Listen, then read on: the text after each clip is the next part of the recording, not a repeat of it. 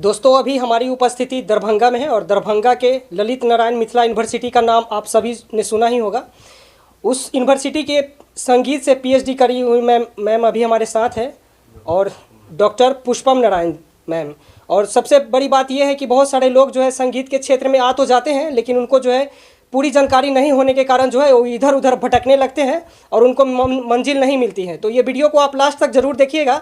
ये वीडियो को आपको देखने के बाद बहुत सारा मोटिवेशन मिलेगा और बहुत सारी चीज़ों को आपको जानने का अवसर मिलेगा, ताकि आप भी एक अच्छे संगीतकार बन सकते हैं। आपका रुचि म्यूजिक में हो, आपका गायन में हो या नृत्य संगीत में हो, किसी भी क्षेत्र में हो, आप सभी के लिए बहुत ही इन्फॉर्मेटिव वीडियो है। बहुत बहुत स्वागत है मैम आपको मेरे चैनल पे। धन्यवाद। मैं सबसे पहले अपना परिचय दे देना चाहूँगी। जी। मैं प्रोफेसर पुष्पम नारायण, जी। विश्वविद्यालय संगीत एवं नाट्य विभाग, जी। ललित कला संकाय की मैं संकाय अध्यक्ष हूँ और विश्वविद्यालय की मैं डीन एकेडमिक हूँ। जी। और मैं ये कहना चाहती हूँ कि संगीत ऐसा विषय है जी। जो सभी विषयों में समाहित है। जी। इस विषय की ओर यदि रुचि रखने वाले लोग हैं, छात्र छात्राएं हैं, बच्चे बच्चियां हैं, तो उन्हें बहुत सारे अवसर मिलेंगे। जैसा कि अभी आप सुन रहे होंगे कि NEP 2020 जो लागू हो गया है पाठ्यक्रम, उस पाठ्यक्रम में सबसे अधिक कला को ही महत्व दिया गया है। और कोई भी विषय के छात्र हों, चाहे वो मेडिकल फील्ड से हो, इंजीनियरिंग फील्ड से हो, पॉलिटेक्निक फील्ड से हो, किसी भी क्षेत्र से हों, यदि वो अपनी कला में जिसमें रुझान है उस ओर आगे बढ़ना चाहते हैं, तो सबों का स्कोप है और सभी विषयों को सामान्य दर्जा दिया गया है। कोई विषय ऐसा नहीं है कि विशेष है और कोई कम है। तो NEP 2020 में भारतीय ज्ञान परंपरा की जो चीज़ें जो विलुप्त होती जा रही थी, वो सारी संस्कृतियों को अभी पाठ्यक्रम में शामिल किया गया है।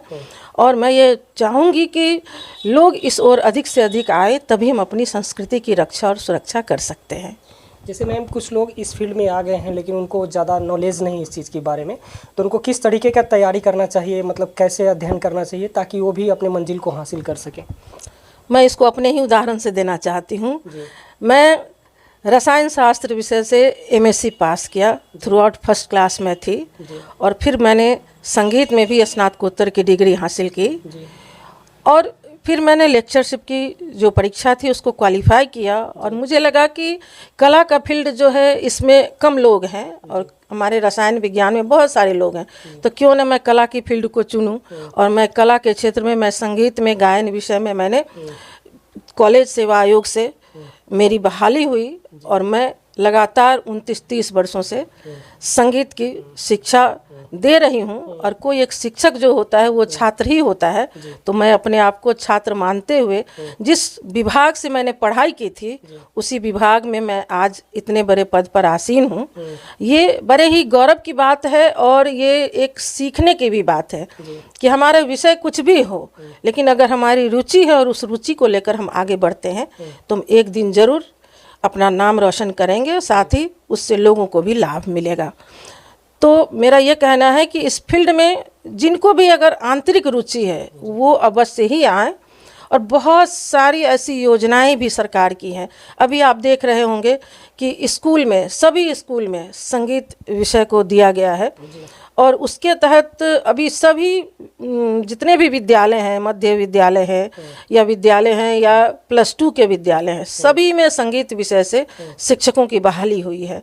तो यदि छात्र पढ़ने में रुचि रखे तभी तो वो आए। आज BPSC से आए, इससे पहले नियोजित शिक्षक आए और अभी फिर बिहार सरकार कई टेस्ट लेकर के बच्चों को ला रही है। तो कहीं ना कहीं ये ऐसा विषय है जो लाभकारी है समाज के लिए भी और वैसे छात्रों के लिए जिनके लिए ये रुचिप्रद है। दूसरी ओर यदि संगीत या अन्य कला जिसको लोग सीखते हैं, लेकिन यदि वो इस क्षेत्र में रोजगार की बात जहाँ तक करें, कोई ज़रूरी नहीं है कि हर व्यक्ति जो है वो जॉब में आ सके, लेकिन ये ऐसा विषय है कि इसमें फ्रीलांसर लोग हो सकते हैं, चाहे वो गायन का क्षेत्र हो, वादन का क्षेत्र हो, नृत्य का क्षेत्र हो। क्योंकि सभी विषय में जब तक सीटें नहीं आएंगी सरकार की ओर से तो वैसे लोग बहाल नहीं हो सकते। लेकिन उनको कई जगह ऐसी सुविधाएं हैं, जैसे आप रेडियो है, दूरदर्शन है, बहुत सारे ऐसे सांस्कृतिक संस्थान हैं, यहाँ से लेकर दिल्ली तक, बिहार सरकार से लेकर भारत सरकार तक और अन्य भी राज्यों में, जहाँ बहुत सारे एनजीओज के माध्यम से कला उभर कर सामने आ रही है। आप देख लीजिए, मिथिला पेंटिंग है, सिक्की कला है। अभी मैं बताना चाहूँगी कि जो मिट्टी की मृण्मय लोक कला, जो ऐसी लोक कला है जो हम लोग देखते हैं, कुम्हार के चाक पर बनते देखते हैं उन चीज़ों को, लेकिन गौर नहीं करते कि वो क्या कलाकृति है, वो कैसी चीज़ है।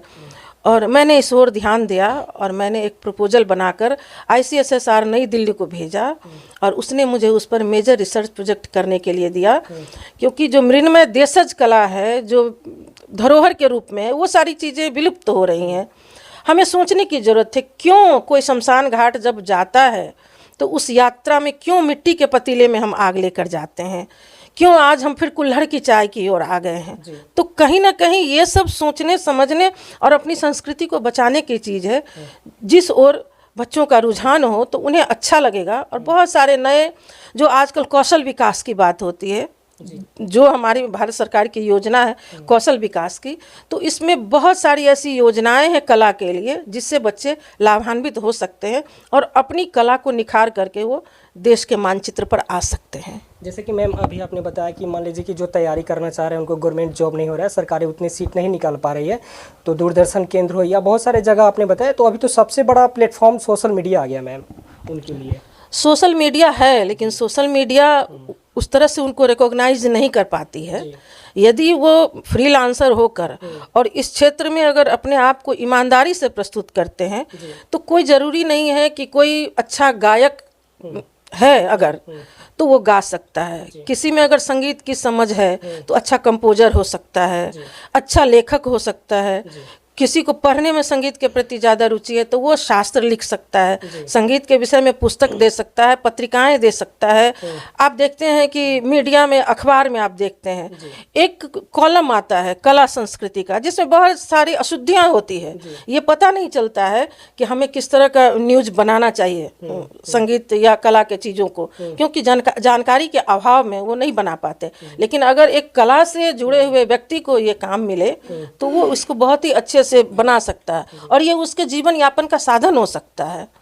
कोई इंस्ट्रूमेंट बना सकता है, किसी इंस्ट्रूमेंट को मिलाने के लिए किस तरह का, आप देखिएगा हारमोनियम हर व्यक्ति ट्यून नहीं कर सकता, तानपुरा हर व्यक्ति मिला नहीं सकता, उसका तार हर व्यक्ति रख नहीं सकता, फ्लूट नहीं बना सकता, तबला नहीं बना सकता जब तक कि उसके कान में वो सुर नहीं पड़ा हो।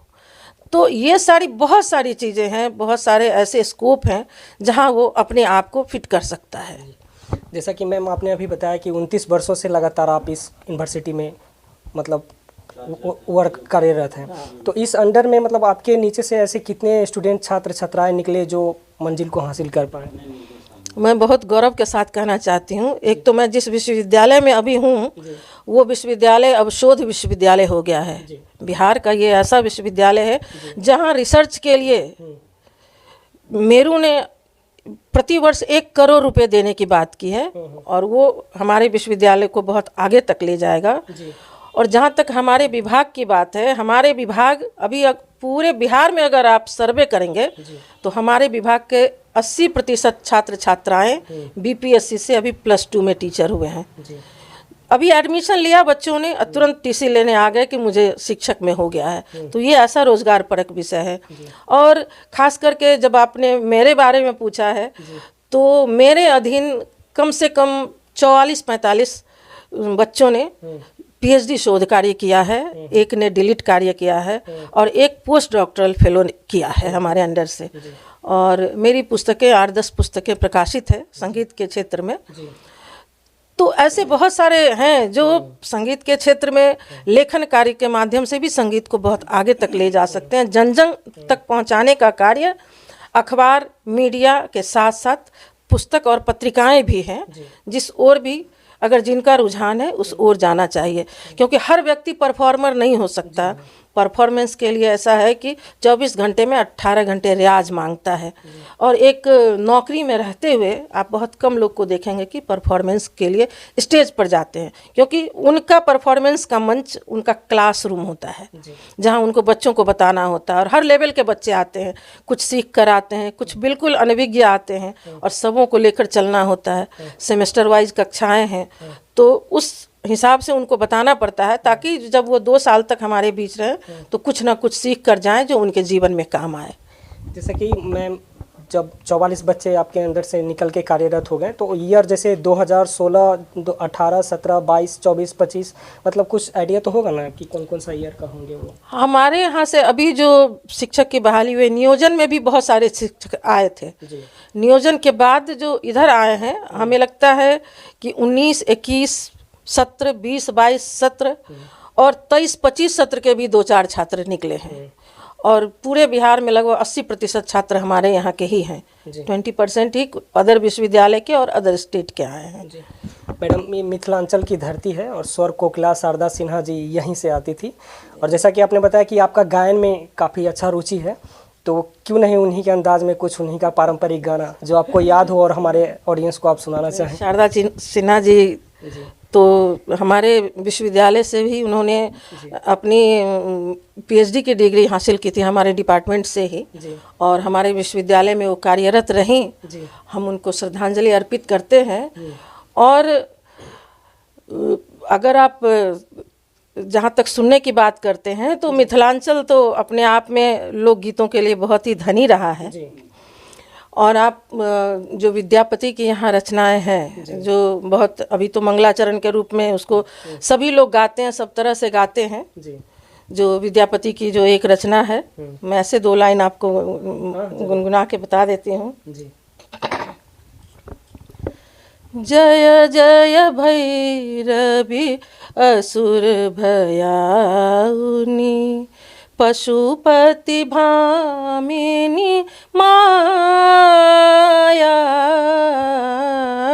सहज सुमति वर दिए गोसाउनी, अनुगति गति तुआ पाया,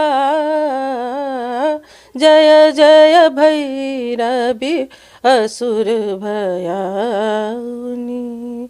वासर रैन सवासन शोभित, चरण चंद्र मणिचूरा,